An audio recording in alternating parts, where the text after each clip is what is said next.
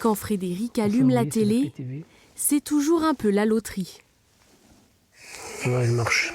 Et même lorsqu'elle fonctionne, ça ne dure jamais longtemps. Vous voyez, tac, elle s'est arrêtée. Et là, s'il faut, elle repartira ou elle ne repartira pas. La faute au manque de débit dans la commune. Quand il s'est installé à Gemot, on lui avait promis la fibre sous 6 mois. 2 ans plus tard, derrière son sourire, il commence à perdre patience. Internet, c'est pareil, ça fige souvent, on ne peut pas regarder ce qu'on veut. Je veux ouvrir un mail, il faut 3 jours pour qu'il s'ouvre. C'est désagréable, voilà. Mais bon, il paraît que ça va aller maintenant. Car la fibre optique sera déployée sur toute la Côte d'Or d'ici 2022. Un investissement de 220 millions d'euros pour le département.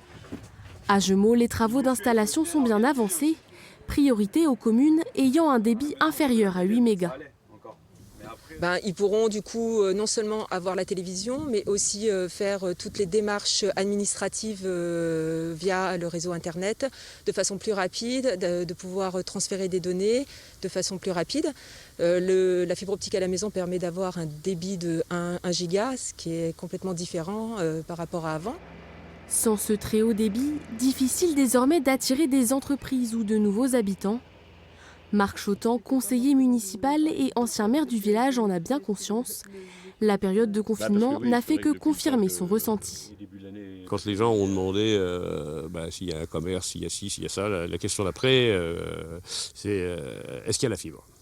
Voilà. Et c'est vraiment un handicap de ne pas avoir la fibre. Surtout en ce moment où y a des gens qui sont en télétravail, des enfants qui monopolisent un peu l'installation pour faire leurs devoirs. Maintenant, c'était vraiment un gros problème. Frédéric pourra se raccorder à la fibre à la mi-décembre. 50 communes au total seront équipées avant la fin de l'année, sur les 400 prises en charge par le département.